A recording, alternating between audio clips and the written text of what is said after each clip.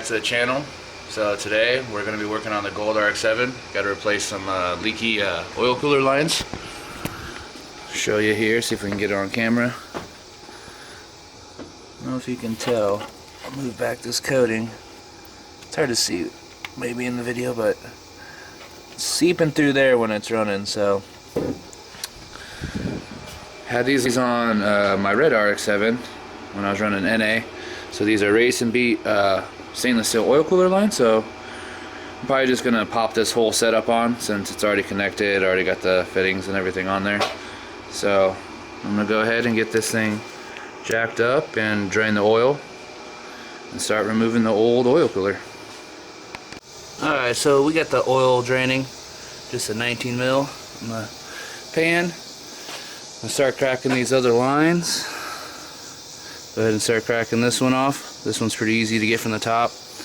The one that's on the back, it looks like we're gonna have to go underneath. Take a wrench and just take that off right there at that point, and then we'll put in a new fitting. Screw on the new line. Looking at all the oil under here, this thing might have been leaking for a little bit. So we'll get that all fixed up and clean it up. Alright, got this front fitting broke loose. I would have recorded it, but it's hard to hold 2 wrenches and a camera. And now, time to get this fitting out. Put the wrench back on there. Alright, finally broke this one free on the back. Had to go to Harbor Freight, get a socket. Oh, looks like there's some oil in there. But yeah, I didn't have a 23. None of my sets had a 23.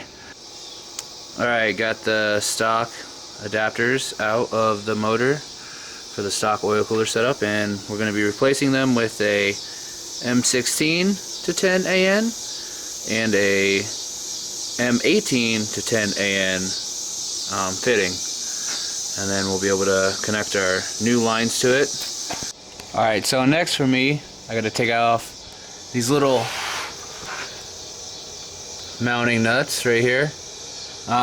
You got to be careful. As you can see, this one's already broke off, and that was before I even got to it. Alright, sweet. I didn't break any of the studs. This didn't have any nuts on it, and that just mounts to the side there. So, need some nuts for that, or at least for the next one maybe. I'll just finagle this through.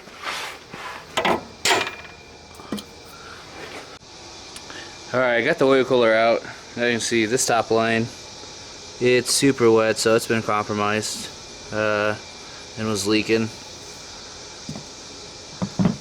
So, put our new stainless ones on and not have that problem.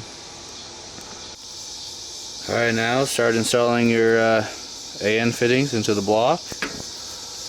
This is the M16 one, it's up front. The M18 one will go in the back.